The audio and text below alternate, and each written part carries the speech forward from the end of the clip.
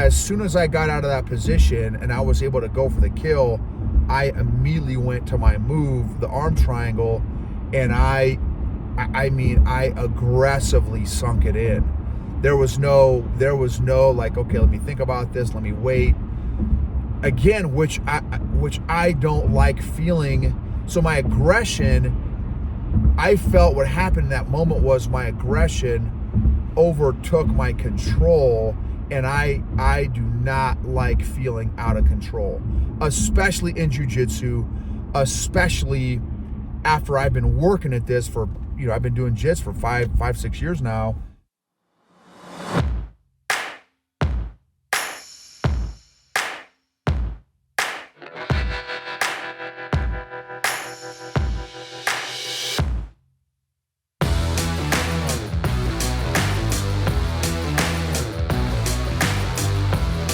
EQ Gangster, what's up? Great to see you all. Hope you all are doing amazing. So this episode is going to be about some self-reflection that I've been doing regarding an incident that happened at jiu-jitsu that was a little bit scary for a couple reasons. I busted out some aggression on a guy, and it scared me. I almost pride myself in remaining calm throughout every single roll, regardless of belt level, regardless of size, regardless of strength, regardless of who it is. I pride myself on staying calm and cool and collected throughout the entire round. So it honestly, it kind of shook me because I busted out some legit aggression. Now, thankfully, it was like literally lasted for all of 2 seconds. And then the guy tapped from a choke. I choked him, the arm triangle, which is like that may be my only move, is the arm triangle. So also want to thank our sponsor, Classical Conversations. As you all have heard a number of times, that's who we use for our homeschooling program. We've used them for the past 10 plus years, and very thankful. If you want some information on Classical Conversations, the homeschool program we've been using for over a decade now, check out classicalconversations.com/Gibbons, classicalconversations.com/Gibbons, and that's GIBBENS. And you'll put in some information like your zip code or whatever, and then it'll give you an opportunity to talk to a live person that is a homeschool parent that has been doing the program for a hot minute, that can answer whatever questions that you may have. So definitely recommend getting some skinny, especially with how nuts our public education system and even some private education systems have become. Not even are becoming, but have become already. So definitely encourage you, check that out as soon as possible. I feel there's definitely a sense of urgency, and I'm so thankful we've been homeschooling for so long. Again, classicalconversations.com/Gibbons, GIBBENS. So I'm one of the oldest guys at the gym doing Brazilian Jiu-Jitsu. In just about every gym I go to, I am one of the probably top 2 or 3 oldest guys in the gym. And I'm one of the biggest guys at just about, I say every gym. I've only been to a handful of gyms, so it's not like I've been to a zillion, but I'm one of the biggest. And so as a result of being one of the biggest guys, I am very, very hypersensitive to my body position, my body awareness, and the size and skill level and strength and speed of my opponent in every roll, because one wrong move on my part and I can hurt somebody just because of my size. And so, again, I'm very, very sensitive and careful with every single roll. Now, if it's an upper belt, they know what they're doing. I know what I'm doing, pretty much. And so I know that they'll let me know if I'm being too heavy or too whatever, and vice versa. Well, anyway, so I'm rolling with this guy, and he is an animal.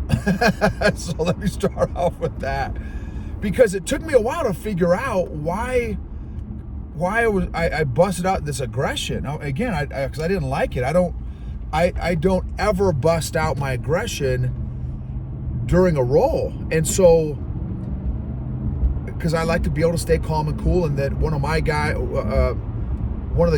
early coaches, when I was a white belt, told me, he was a blue belt at the time. He probably should have been a purple belt. He said, Noble, he said, if you can't do the move slow, you shouldn't do it fast. And I've never forgot that. So, and then the other thing too is, because I know of my pride and my ego, I intentionally try to slow myself down so that I don't get greedy. And a lot of times, for those that have rolled with me before, like, I'm very, very slow, and I call it old man jiu-jitsu.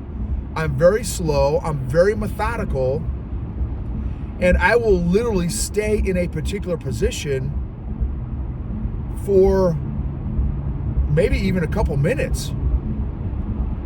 And it's, there's a couple reasons. One is I'm trying to see if I can maintain that particular position, because another thing you'll hear a lot in Brazilian Jiu-Jitsu is position before submission. Sometimes, again, people can get greedy and go for submission without having the position, and they're easily swept out of that position. Ask me how I know, because again, my pride and ego, that quote was made for me.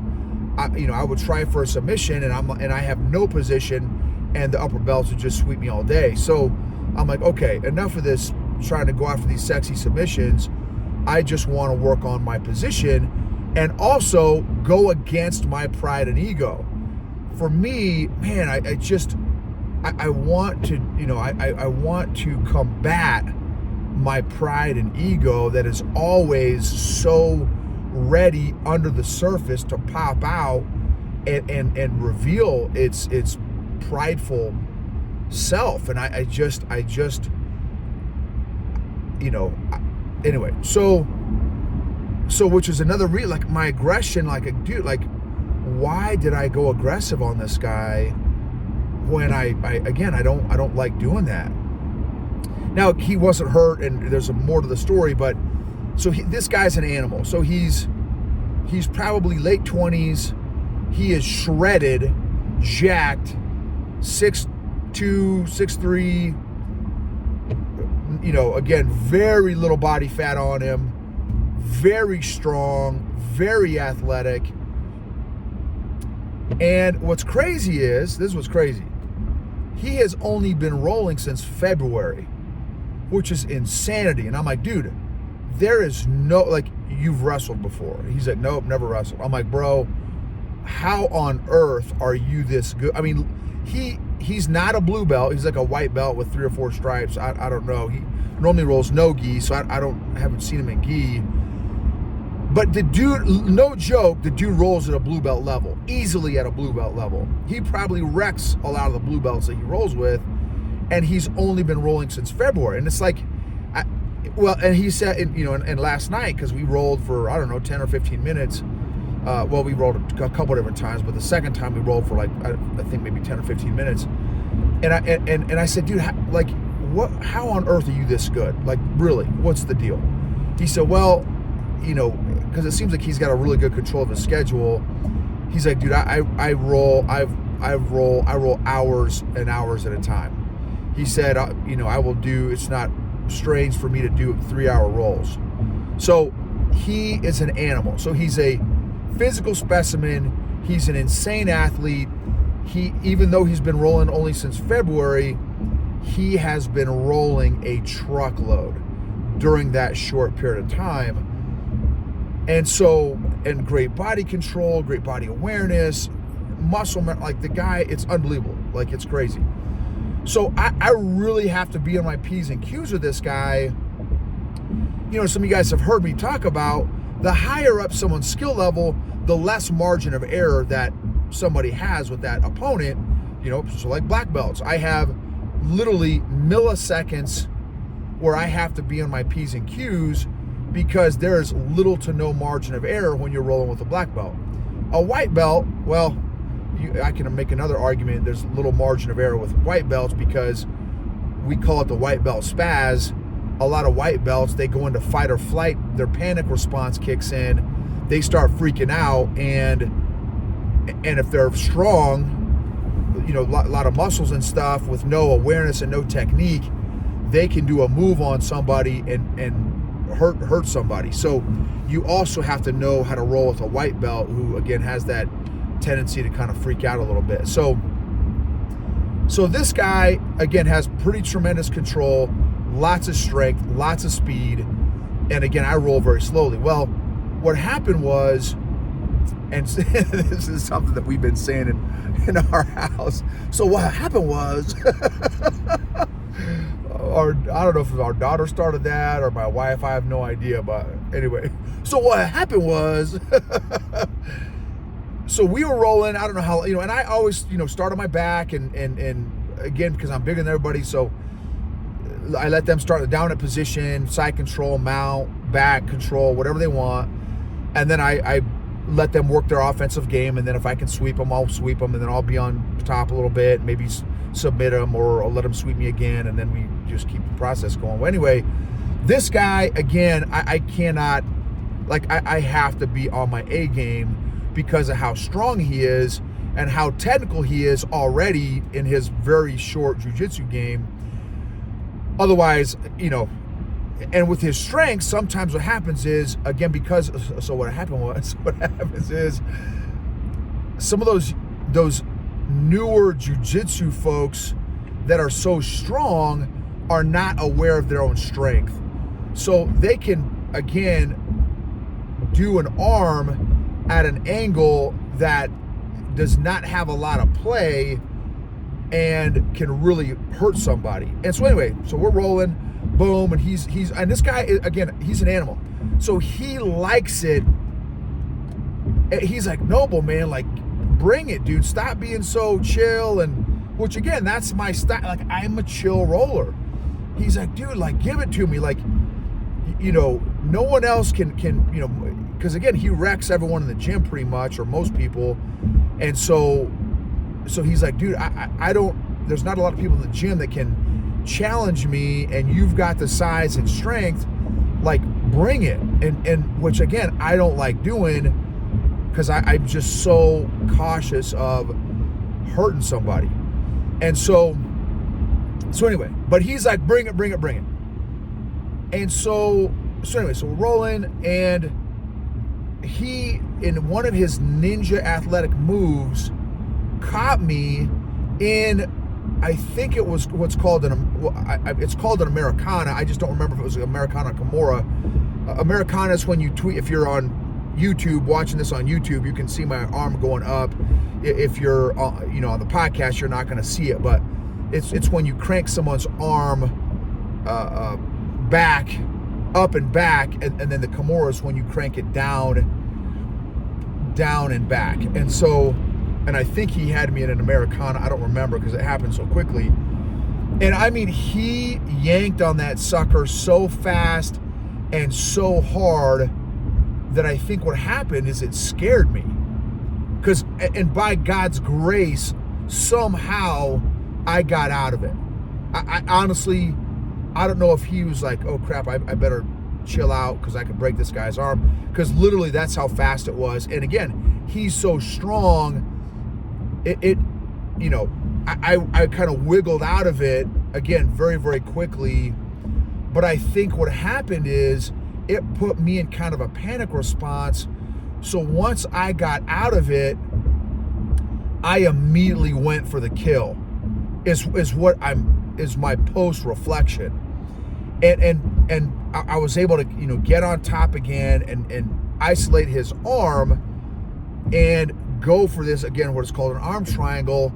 And normally I like to chill out in that position before I choke somebody, just to check on my pride and ego, to check on their, their health and wellness, so to speak. Like, hey, you okay? Everything all right? And then if they're like, hey, yeah, I'm fine, then I'll, kind of at some point maybe sink in the choke, and then they'll tap, and then we restart. Well, this time, as soon as I got out of that position and I was able to go for the kill, I immediately went to my move, the arm triangle, and I aggressively sunk it in. There was no like, okay, let me think about this, let me wait. Again, which I don't like feeling. So my aggression, I felt what happened in that moment was my aggression overtook my control. And I do not like feeling out of control, especially in jiu-jitsu, especially after I've been working at this for, I've been doing jits for 6 years now, and I've been working on my emotions for 4 years now. And so it was a little bit where I felt like emotionally I was out of control.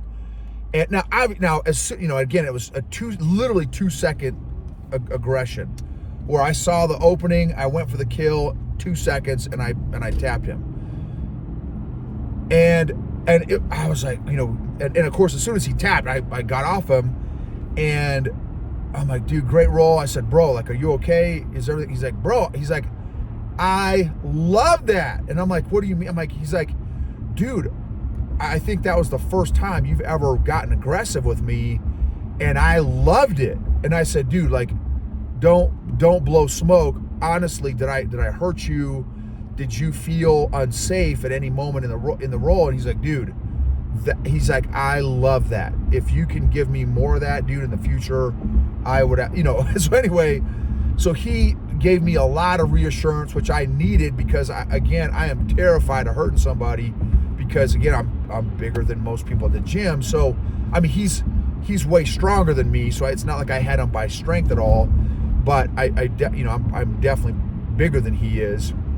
And so anyway, it was that feeling of being out of control of my emotions, even though it was controlled aggression, right? I wasn't in some street brawl where I was just losing my mind and just throwing punches. It was a very controlled aggression into a very specific move that I was intentionally going for.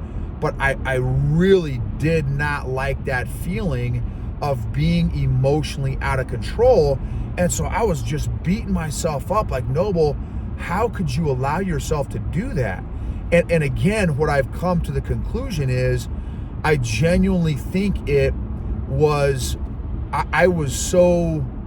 he caught me in that Americana, or Kimura, again, I don't remember which one it was, so quickly, that if he hadn't slowed down, or if I hadn't immediately wiggled, I know he would have broke my arm. And I think my panic response, it was that panic, that fear response that had kicked in, maybe / survival mechanism that had kicked in, that like, okay, I need to end this now because of man, I just about got my arm broke, or something like that. Anyway, my lesson is, and I'm thankful for the experience, and I'm glad it was him that I was rolling with, because again, he loved the aggression, and again, I don't normally like doing the aggression, and so I've got to. My lessons are, number one, I don't like feeling out of control emotionally. Number two, I've got to figure out, can I be emotionally in control if or when I need to apply aggression? Is there a way for me to still remain emotionally in control even when delivering aggression? Which is really jiu-jitsu. It is controlled aggression. I just emotionally, I don't ever get aggressive when I'm rolling with people. And so anyway, it was like, man, okay, some more growth I've got to do, some more development I've got to do, because I don't I don't want to be in that situation where, again, where I lose emotional control, not just when I'm rolling with somebody, but in real life, in a conversation. I tell you, another one is with my daughter. There's still some times where some of her responses, for those y'all that know personalities, she's dominant, conscientious, are her two personalities. If you're familiar with the DISC model, she's choleric, melancholy, if you're familiar with the other personality plus model. And there's still some times where her responses can trigger me, so to speak. But thank God that I have been working on my emotions and my emotional health and my emotional intelligence, because it just happened yesterday. I respond much more controlled emotionally now, where I don't even think she can recognize when inside I got a little bit of a spike. So before, if you guys remember those episodes, which is a few months ago, I went to a 10. Last night, when a couple of her responses rubbed me sideways, I went to a 2 emotionally, which I'm like, oh man, thank you Lord for helping me grow emotionally in these areas, so that I don't create further damage to my relationship with my teenage daughter, because I'm getting better at controlling my emotions, even when triggered, if and when triggered. So again, so thankful for jiu-jitsu that provides me a safe, healthy, productive framework to practice my emotional control in, because literally every single roll is an opportunity to practice one's emotional control. Every single round. That's why I love rolling, because I still have a lot of emotional work to do. And I think the other thing too that I want to start doing, I've been thinking about, is based on my aggression, is like, okay, Noble, do I need to win? Do I have to win every round? Do I have to not get, like, I'm almost tempted to let myself get submitted. I don't want them to know it necessarily, but to let myself get submitted just to continue to work on my pride and ego and my humility, because I don't want my pride to start growing. And especially like I got the new belt, right? Like, oh no, I can't get tapped anymore, I can't get submitted anymore. No, I want to get submitted more, just to fight the tendency of ego growth when there has been an increase in competency. I know for me, they go hand in hand. As my competence goes up in an area, my ego goes up in an area, and I don't want that. I don't want that. I don't like that. I want, as my competence grows in an area, for my humility to grow and my pride and ego to drop, to decrease. And so anyway, some self-reflection there. I wanted to just throw out to some of you all. Hopefully maybe you gleaned something from the reflection and discussion there. Thank you for being a part of this journey. If there's an episode that resonates, please share it with a friend, colleague, family member, or a jiu-jitsu practitioner, a fellow jiu-jitsu practitioner, or a leader. That's my jam. My passion are leaders. And if you wouldn't mind also just taking 30 seconds to rate and review the podcast, would mean a ton. I'd love to hear what your takeaways, maybe one or two of your takeaways have been so far. And in your own emotional growth journey, leadership growth journey, it would mean a lot. For those y'all on the YouTube channel, thank you so much. Again, if you have any other colleagues that you feel there's an episode on YouTube that resonates, please pass those along. Really appreciate your support, your encouragement, and your stories of how you are growing as well.